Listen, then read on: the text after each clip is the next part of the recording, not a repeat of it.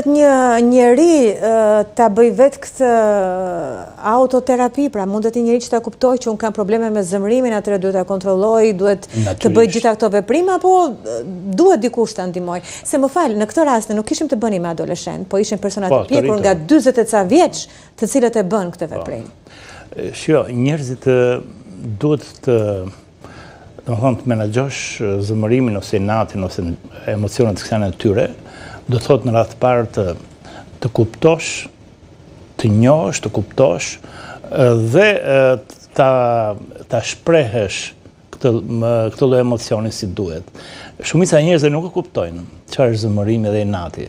Din vetëm që revoltohen ose rebelohen ose janë pa kënaqur ndaj diçkaje, por në rast se ne përpiqemi ta njohim dhe ta kuptojmë atë tek vetja jonë, pse na ndodhi, cili është shkaku, si mund ta manipulojmë, si mund ta kontrollojmë atë e tjera, atëherë do ta kemi shumë të lehtë. Natyrisht këto bëhen nëpërmjet trajnimeve, por nëpërmjet komunikimeve të grupeve të caktuara sociale, adoleshentët për shembull, ose që në moshën e vogël fëminore, që 5 vjeç, ndoshta edhe më herët, fëmijët duhet njihen me emocionet bazë kryesore, duhet njihen me rastet kur ato shfaqen, me faktin se si duhet menaxhohen e tjera.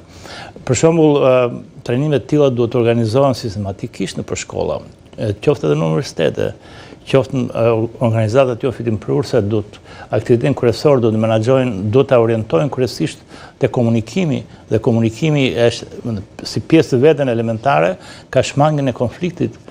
Komunikimi, ky është objektivi kryesor, nëse gruaja dhe burri, fjala vjen bashkëshortët, kanë ose janë duke divorcuar kryesisht për faktin se s'kan arritur të merren vesh me njëri tjetrin. Dhe kjo pavësi për të komunikuar njerëzit i kthen në konfliktual të vazhdueshëm, jo vetëm në marrëdhëniet familjare, por edhe në ato ndërpersonale, në punë edhe kudo.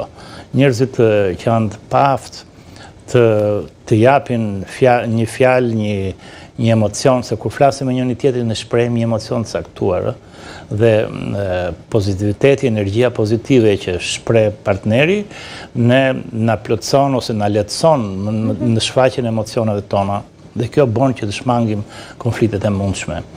Po ashtu, kultura është domosdoshme, është një faktor i rëndësishëm, kultura përgjegjësia qytetare, si më thonë. Shumica e njerëzve nuk ndjejnë këtë lloj përgjegjësie në momentin kur shfaqen, kur bërtasin, kur reagojnë fort, kur shkojnë drejt konfliktit. Pse? Sepse kanë pasur modele agresive në familje ose në grupin shoqëror ku janë. Fakt ne shqiptarët është fakt që dihet edhe kur jemi duke biseduar, duke sikur po grindemi. Po, me zot lart, me kështu. Po, me gestikulacione, me radhë. Jo, po edhe kur po gëzohemi, po kënaqemi duke ngrënë dreka, po duke pirë alkool, ne reflektojmë me zot lart, me një lloj agresiviteti natyrshëm.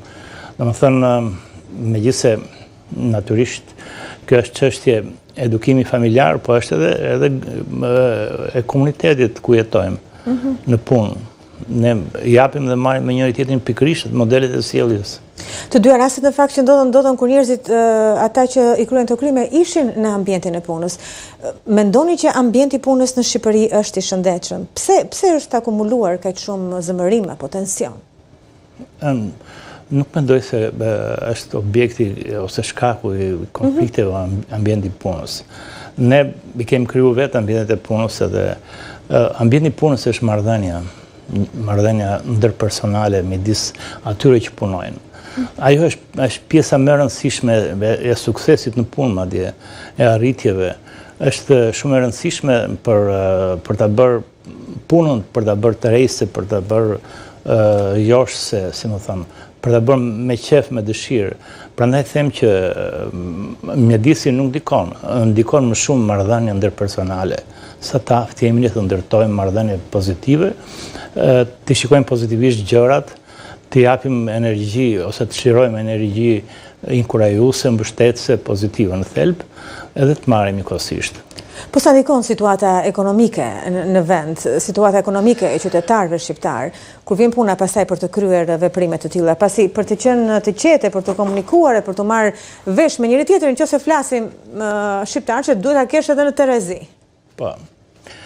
Shiko, në shumë raste edhe ata që nuk kanë punë i binderës, si më thonë, më zirë, konfliktohen e tjera. Nuk është paftësia në punë që krijon këto në tepër, po ose domethënë konkurenca, interesat ekonomike që i shtyn njerëzit t'ia marrin njëri tjetrit.